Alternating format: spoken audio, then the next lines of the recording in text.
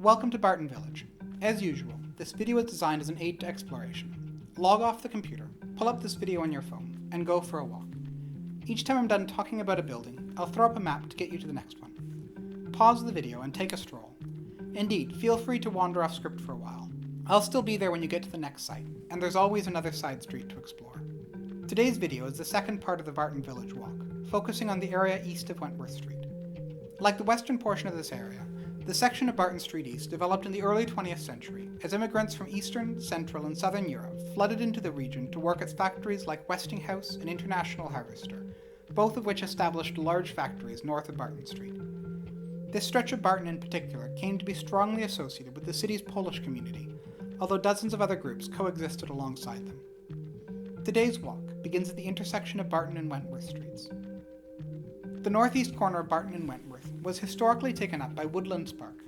Today a fire station has been placed at the intersection, but beyond the fire station the park remains at the heart of the Barton Street neighborhood. The park has close ties to the history of Hamilton's union movement, having served as a meeting place for striking workers throughout Hamilton's history. During the Great Depression, the park frequently hosted rallies of several thousand people, and when, in 1947, the city demolished the park's bandstand, it was loudly accused of suppressing free speech by destroying a platform from which union activists frequently spoke.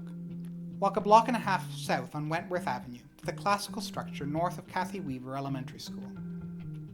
In the early 20th century, rapid changes in industrial techniques meant that successful industrial centers needed a significant number of skilled workers, metal workers, engineers, drafters, and others, including many jobs which hadn't yet been deemed necessary in the 19th century. In 1909, this need led to the establishment of the Hamilton Technical School, a high school specifically designed to train industrial workers for the city of Hamilton. Less than a decade later, in 1917, the Hamilton firm of Stewart and Whitten was hired to erect a new, larger building for the school on Wentworth Street. This was followed in 1927 by the erection of a teacher's technical training college designed by Francis Riley Heeks, an architect with the provincial government, and again in 1932 by the erection of the Central High School of Commerce, designed by Prack and Prack.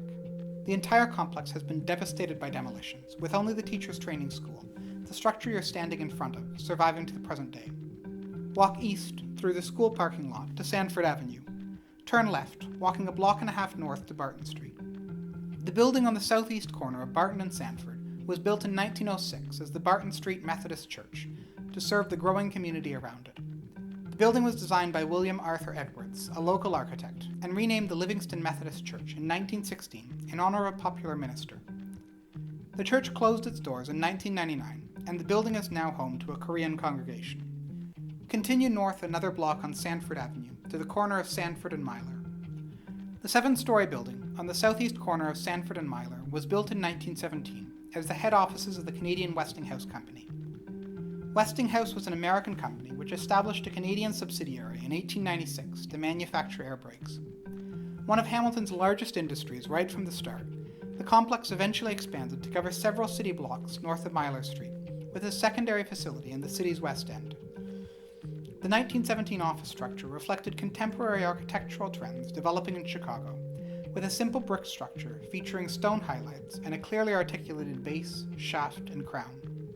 Westinghouse ended production on Myler Street in the 1980s, and much of the complex, including the earliest buildings, was demolished in 1985. A significant amount of early 20th century construction remains, however, buried beneath the metal siding which currently covers the buildings on the north side of the street. And the office tower remains one of the Barton Street area's finest buildings, awaiting creative reuse in the future. From here to the next site is 9 blocks, the longest of the tour. Walk 2 blocks west on Myler Street to Milton, 1 block north on Milton Avenue to Princess, 5 blocks east on Princess Street to Sherman, and a block north on Sherman Avenue across the tracks to Lansdowne Street. The complex on the east side of Sherman Street was built in 1910 for the Imperial Cotton Company. The earliest portion of the building, including the complex's impressive Gothic tower, was designed by Edmund Patterson, a prominent Hamilton architect, with other buildings following. The 2-story structure on the southeast corner of Sherman and Lansdowne served the complex as a warehouse, while the bulk of manufacturing happened in the tall building to the north. Imperial Cotton specialized in heavy fabric for uses such as sails and awnings. Today, the complex has been converted into a series of artist studios. Walk a block north to the corner of Sherman and Bigger Avenues. The building on the northeast corner of Sherman and Bigger was built in 1921 to house the Wallace Barnes Company, Like many of the factories on this tour, the Wallace Barnes factory was a Canadian branch plant for an American company, in this case producing springs for industrial uses. Walk a block east on Bigger Avenue to Lotteridge Street, then turn left, crossing south over the railway tracks. The building on the east side of Lotteridge Street, south of the railway tracks, was built in 1919 as the home of Parrott and Spencer, a British company which was one of dozens of large textile mills in Hamilton when it opened. The company manufactured wool products. Walk 3 blocks south on Lotteridge Street to Barton Street, then turn right, walking 2 blocks west to St. Olga Street. The church on the southeast corner of Barton and St. Olga is Holy Spirit Ukrainian Catholic Church, built in 1955 for Ukrainian congregation. The first of 3 churches in a row with strong ethnic identities, the parish was established in 1916, but it was nearly 40 years before the congregation felt confident enough to erect the current mid-modern structure. A block west of Holy Spirit Ukrainian Catholic is St. Stanislaus Catholic Church. The large brick church on the southeast corner of Barton and St. Anne was founded in 1911 by a breakaway group of Polish parishioners from St. Anne's Church down the street.